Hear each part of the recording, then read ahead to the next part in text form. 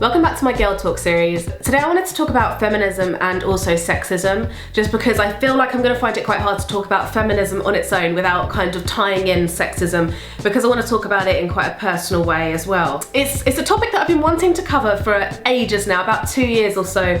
I felt really strongly about it, and I guess this is all around the time that feminism has become a lot more prominent, and it's a lot more in the forefront of people's minds at the moment, which is such a good thing. But anyway, I wanted to start by saying I'm not going to sit here and hurl loads of like figures and facts and things like that at you. I feel like if I just sit here and hurl loads of facts at you that like make me angry and make you angry, even though they are really good to know, it's not really communicating what I'm gonna try to get across to you guys. What I wanted to do is talk about feminism and sexism and just kind of in a way raise awareness and just talk in quite a down-to-earth way, you know, like just how it's affected me personally. And also I want this video to be almost like a way for a discussion to happen, so I really would love you guys to comment down below.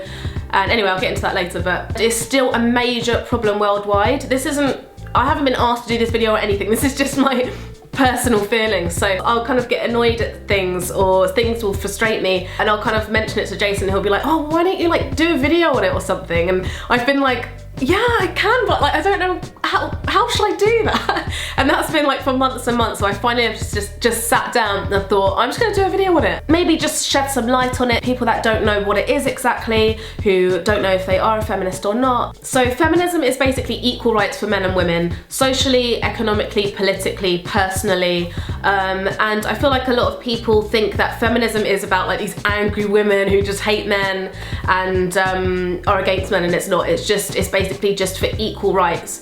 And I wanted to also kind of go back to my childhood a little bit and where I first started like noticing feminism and sexism and things like that, because it's kind of been ingrained in me since I was quite young. So I grew up with a single mum, me and my sister. We all, you know, like she raised us pretty much on her own, and it didn't come from there, I mean, but my mum, so she's noticed sexism in her family, in my family, when she was really young. Her and her sisters would do a lot more jobs in the house, and they wouldn't get my uncle to do much in the house, I don't think. I might be wrong, but that's what my mum says. And my mum, even when she was really young, she was probably like 6 years old or something, she just thought, she was like, why does he not get to do stuff? Why does he get to not do anything just because he's got something between his legs? She always said that. Just because someone's got something between his legs, why is it different for men?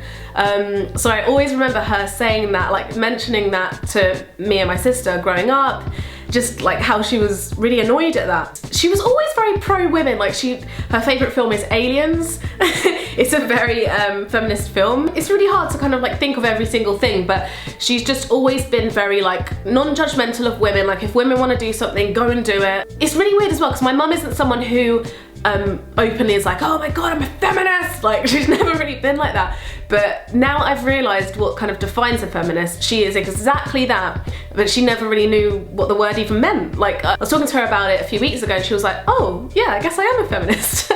So I grew up with a very feminist mum, but obviously I never knew what feminism was either when I was young, but she'd make me very aware of her views. She never pushed them on me, but I was aware of them. So I guess I've always been a little bit like, when I see a difference between men and women, I'm like, that's not right. So then with me personally, I think growing up, I think I just had a normal kind of teenagehood. You know, I wasn't overly pro-women, I was just, you know, trotting along with it all.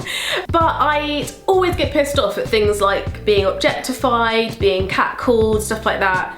And like all throughout my being a teenager up till now, I've always found a disrespect for me, for myself, for women, from guys, just in general. And I think that has always been something that's really pissed me off. Then I think about maybe a year ago, maybe a little bit less, I stumbled across Moran. She's probably been the most influential person for me when it comes to feminism and sexism. She's someone who really opened my eyes. So I downloaded her book on my Kindle, How to Be a Woman. I absolutely loved the book. I like tweeted about how much I loved it and everything. It's just so amazing to read a book by a woman that just seems like it really speaks to you, and so many points in it you just agree and you're like, yeah, like what the F.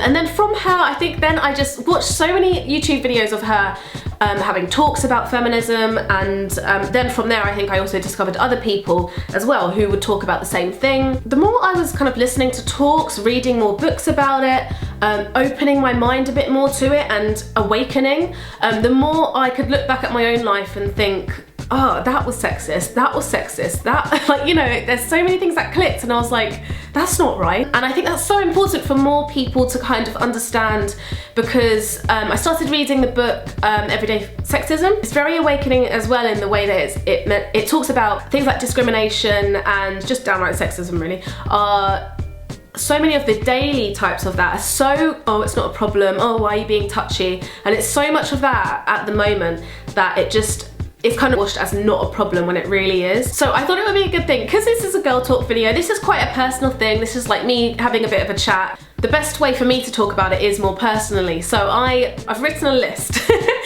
and I wanted to write a list of the, kind of inspired from the Everyday Sexism book and the Twitter feed, of daily things that happen to me at the moment that are sexist. So I'll wake up, I'll get ready for the day. So say I'm just leaving the house to go to a meeting or something, so it doesn't matter what I was wearing, even if I was wearing like a boob tube and a short skirt, I'm sure men could control themselves in some way, but I'll be like fully dressed in like a long black coat. I'll get wolf whistled at just down the street. I'll get wolf whistled at if I'm passing any type of building site, any builder, any man in a van, pretty much. And it's always when they're with another man. It's just like they feel like they've got this kind of extra strength, because if I say anything, there's, you know, they can just, I don't know, like gang together and just be like, oh, what's your problem? I'll be taking photos for my blog, just like fashion photos with either my kind of photographer, Michaela, or Jason, who's my fiance, and I'll get wolf whistled at. And it's just like, I'm not posing, okay, even if I was posing in a sexy way, I'm not posing in a sexy way. I'm literally just standing there like looking to the side. I'll get wolf whistled at, and it's like, it's my job. Like, that is the thing that makes me the angriest, I think, is wolf whistling. And it's such a small thing, and it seems really insignificant, but it isn't, because it's the mentality. If I go for a nice meal or something with Jason, he'll usually be asked the questions like with what we want, what we don't want, things like that, what wine we might want. They'll just ask him first. I kind of am like a second opinion. This one changes. I think with a lot of younger waitresses and waiters, a lot of them will offer you both the card machine. A lot of men will usually give it to the man, and on the flip side, not in more of a women way, but in more of a men's way, if I take the card machine and I'm like, oh no, I'm paying, like I'm getting this, or if Jason hands it to me, there's usually either a bit of an awkwardness, or with a lot of men will like make a little joke about it, have a bit of a snigger, and like, you know, be like, oh, she's treating you, is she? Like, oh, did you forget your card? And I just think that's really annoying for a man as well, you know, in a man's way. It's like, I feel like a lot of men feel like they have to compensate for the man not paying, or it's as if it takes away from his manhood that he's not paying, and I just think that's really ridiculous. Like, in this day of age, how many women work? How many women make their own money? What if you just want to get a meal? Like, it's really not a big thing. Sometimes being out and about as a girl, you'll obviously get like approached by guys who are trying to like chat you up, get your number, whatever, and like the amount of times that it's taken more than once for me to say, politely saying, no, I'm not interested, like leave me alone. And usually the most effective way to get them to leave you alone is by saying that you've got a boyfriend. And it's really funny, I saw a quote yesterday and it made me even more so want to do this video, and it was like, the most effective way to get a guy to leave you alone is to say you've got a boyfriend, because they respect another man before, like, over you. And I think that's so true. And also I feel like a lot of the time, especially online, if I've got something to say that's not to do with beauty or fashion and that's quite opinionated, it kind of causes a shock, and you know, people getting really angry, like if I've got an opinion about other topics. It's like, why have you got an opinion on something else? Like, you do beauty and fashion. It's like, no. Like, men can have a really deep interest in football or rugby and also have a really strong view on politics, and it's not like, you like sport, you're not allowed to talk about politics. So this video is quite hard to make because I know it's not really a fun topic or anything, but it's just something that I really wanted to talk about. After telling you guys my kind of daily things that kind of get under my skin, I'd love if you feel the same as me about things, like, do let me know down below, you know, your kind of everyday sexism things, your thoughts and things like that. Do you have a lot of those same things happen to you? And I feel like a lot of people would be like, oh, like being whistled at, it's a compliment, or oh, they just think you're attractive. And it's like, but to me it's objectification. I'm not an object, I'm not a dog. You don't need to whistle. I don't understand, women don't understand what men hope to achieve by whistling. Obviously I don't think they hope to achieve much, I think they just want a bit of a reaction from you. But I wanted to ask you guys as well, because I think wolf whistling and objectification are one of the main things for me that get under my skin. So what do you think we could do as a community, as women, as a guy, if you've been catcalled as well? What do you think the most effective way is to deal with that? Because I want to say something back, and I have said things back in the past, but I feel like a lot of men then get quite aggressive, and I'm not sure how the best way to tackle it is. Yeah, these are just my personal things, but there are so many things happening at the moment. There are women who aren't allowed to vote, aren't allowed to drive, aren't allowed an education, aren't allowed to be safe where they live, you know, ridiculed, raped. There's so many things that are happening at the moment. There's a glass ceiling problem in jobs. There's obviously so many topics I can try and mention and try and cover, but at the end of the day, women still aren't seen as equals to men. It's really hard for a lot of people to become open to, because it's not obviously spoken about a lot. Pretty much everything is run by men, and they're really not in a rush to show us how big a problem it is, and that it's a real problem as well. It's very swept under the carpet. And hopefully, like, what I wanted to do in this video is just, you know, as I said, to create a discussion. So, or if you've watched this video and you've learned a bit about what feminism is, and if you think that you are a feminist, that is amazing. Like, doing YouTube videos, being a blogger and running a clothing line with Jason is such an empowering, and it's actually an amazing job for women in particular, because we are our own bosses.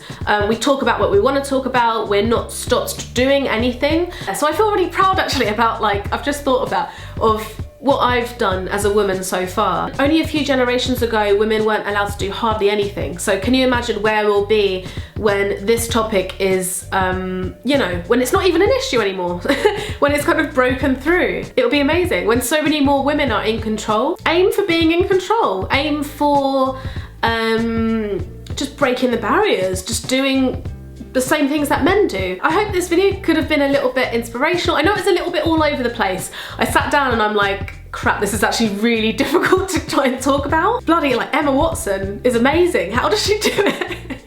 I was gonna start this video like, I'm no Emma Watson, like, I can't articulate as well as she does, but I wanted to have some sort of say. At the moment, I'm just trying to figure out how to make a bit of a difference in my personal life with being a feminist as well. Also just for men to not feel inadequate in any way as well with a lot of things, whether it's emotional things or things associated with money or control. Also, if there's anyone that you really like who covers this topic as well, do let me know as well down below. I'd love to, like, read a book on someone or watch something, or yeah, I'm all up for that jazz. So anyway, hope this has been slightly enlightening, and yay for feminists. I'll see you guys soon. Thank you so much for watching. Bye.